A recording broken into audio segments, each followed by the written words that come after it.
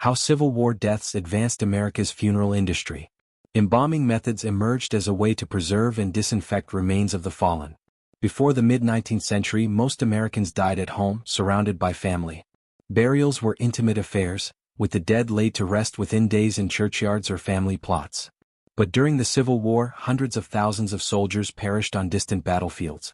Families longed to bring their loved ones home, but heat, sanitation issues, and rough travel made that nearly impossible.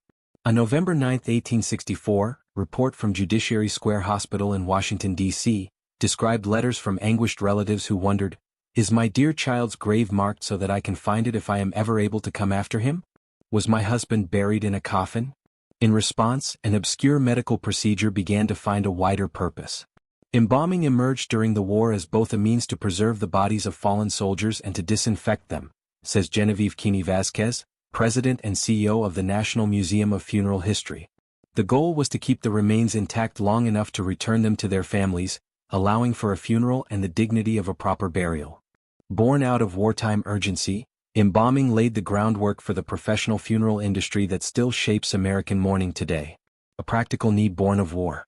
Before the Civil War, medical schools occasionally used preservation techniques for anatomical study, but embalming had little role in everyday funerary practice.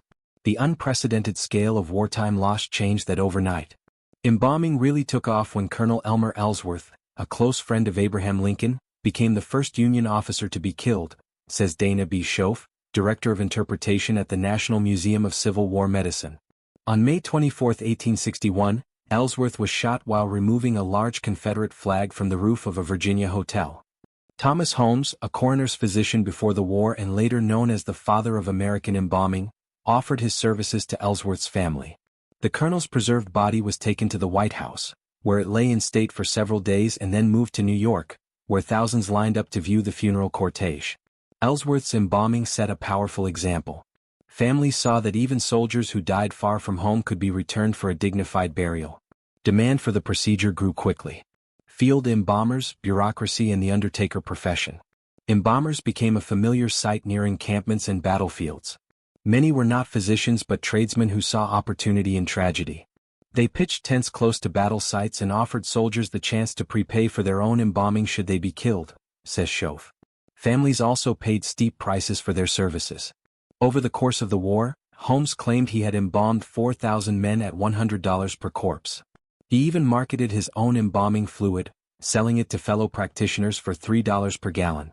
As war casualties mounted, the rush to profit, coupled with inconsistent techniques and little oversight, bred controversy. In 1864, for example, Timothy Dwight of New York complained that Dr. Richard Burr, a Washington embalmer, tried to extort money from him by holding his son's body for ransom, says Schoaf. Without the family's permission, Burr embalmed the body and then contacted Mr. Dwight, demanding $100 for its release. The chemicals used in embalming posed their own hazards. The mixtures, often containing arsenic, zinc, and mercuric chlorides blended with creosote, turpentine, and alcohol, were effective at slowing decay but dangerously toxic. Formaldehyde, the preservative most associated with modern embalming, would not come into use until decades later. Runoff from makeshift embalming tents frequently leached into the surrounding soil, leaving behind residues of heavy metals and poisons. In some areas, traces of these 19th-century chemicals can still be found in the ground today. The War Department issued General Order 39 in March 1865, requiring embalmers working near battlefields to be licensed and supervised.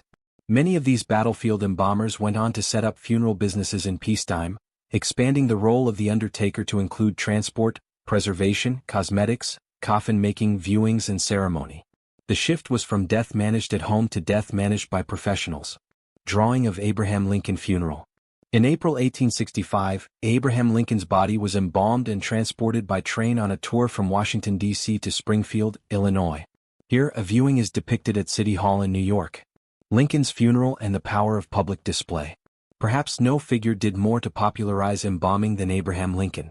After his assassination in April 1865, Lincoln's corpse was embalmed and transported by train on a long national tour from Washington, D.C. to Springfield, Illinois. Along the route, the body lay in state in dozens of cities. Millions of Americans came to view their fallen president. Embalmer Charles Brown was quoted in the press asserting, "The body of the president will never know decay." Lincoln's embalmed remains demonstrated to ordinary Americans that the dead could be presented with dignity, even long after death. With embalming, families had time to gather mourners, hold viewings and plan processions. Open casket funerals became viable. Families who might once have only had a quick graveside service could now hold wakes or viewings at home, in churches and eventually in funeral parlors. From battlefield necessity to modern standard. By the late 19th century, embalming was firmly established as a routine practice in the United States. Professional associations, schools and regulations emerged to standardize methods. The funeral industry expanded into a powerful sector of American life, complete with national companies, trade journals and specialized equipment manufacturers. It all traced back, in part, to the blood-soaked battlefields of the Civil War. The unprecedented scale of death created urgent demand for preservation, while high-profile embalmings, from fallen soldiers to President Lincoln, normalized the practice in the public imagination. Keeney-Vazquez says funeral professionals still learn this history as part of their required training, beginning with Thomas Holmes and his wartime role in making embalming a standard practice.